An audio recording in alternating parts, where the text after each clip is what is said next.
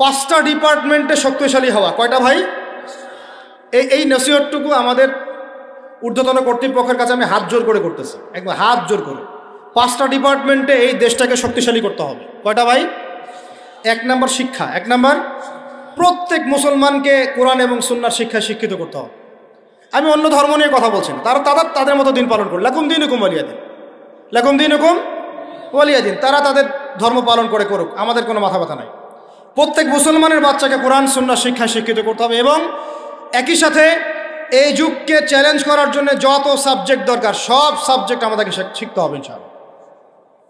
একমুখী শিক্ষা না, দ্বিমুখী শিক্ষার মেরুকরণ না, একদম দ্বিমুখী শিক্ষাকে একমুখী করে একটা কম্বাইন্ড এডুকেশন সিস্টেম চালু করতে হবে।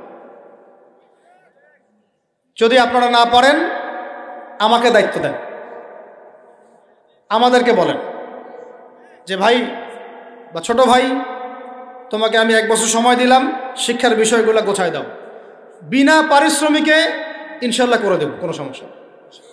1টা টাকাও দিতে হবে না, জাস্ট একটা চেয়ার টেবিল দেন, 100 জন আলেম দেন, 100 জন বুদ্ধিজীবী দেন, গড়ে দিব ইনশাআল্লাহ।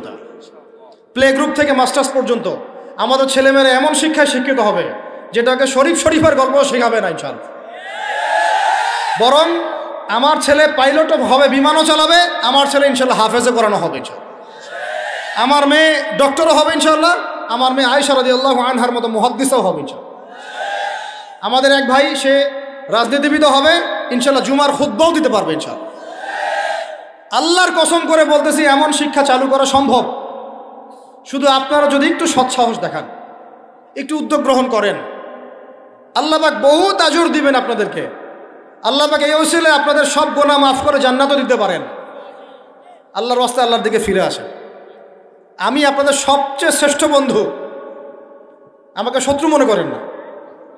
ইউসুফ আলাইহিস সালাম এক পর্যায়ে বলেছিলেন যে আমি যোগ্য, আমাকে দায়িত্ব দেন। মনে আছে আপনাদের? যখন সমাজে দুর্ভিক্ষের স্বপ্ন দেখলেন রাজা, রাজদরবারে গিয়ে তিনি বললেন যে দেখেন, আপনার স্বপ্নটা এমনি স্বপ্ন না, 7 বছর এখানে ফসল ফলবে, 7 বছর দুর্ভিক্ষ হবে।